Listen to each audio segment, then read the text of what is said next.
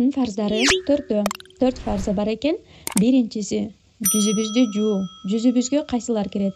Бет маңдайыбызды алганда, тигинен болгондо чачтарыбыздын өсүп баштаган жерден баштап эектерибиздин астына чейин, моюнга чейин жуу.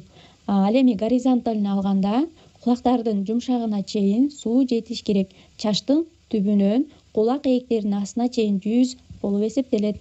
Мунун баары фарз, жууш керек. Эптеп суу жеткирип койбостон беттин баарын жуу фарз болуп эсептелет.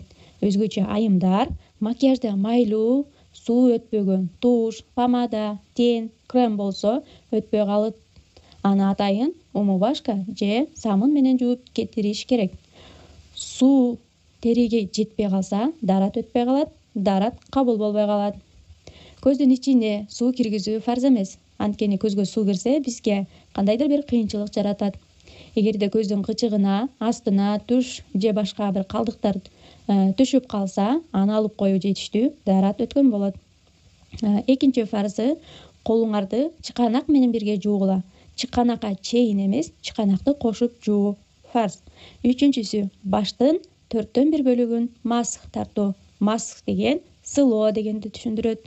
Ар кандай учурлар болот. Суу жок же жолдо жүрүү, суунун аз болуп калуусу. Ошол учурда дараттын фарздарын аткарып коюу жетиштүү, кабыл болгон болот. Баарын эмес, мисалы үчүн баштын 1/4 бөлүгү. Эгерде башыңыз жарылып, таңылуу болсо, кайсыл жери ачык болсо, ошол жагына масх тарта берсе болот. Негизгиси ошол жер баштын 1/4 бөлүгү болушу керек. 4-чү фарзы эки бутту жуу, томуктар, кызыл ашыктар менен бирге. Пайгамбарыбыз саллаллаху алейхи вассалам бир адамдын дарат алганын көрөт. Буттарын жууп, томуктарын жубай коет экен. Пайгамбарыбыз саллаллаху алейхи вассалам вай болсун, вай деген жаман, наалат сыяктуу сага тозоктон өрөөн жер болсун деп наалат кылып атат. Мен чындыгында бул эки томукту жууганга буйруган элем деп атат. Ушул хадистен билет экенбиз, томукту кошо жуу фарз экенин.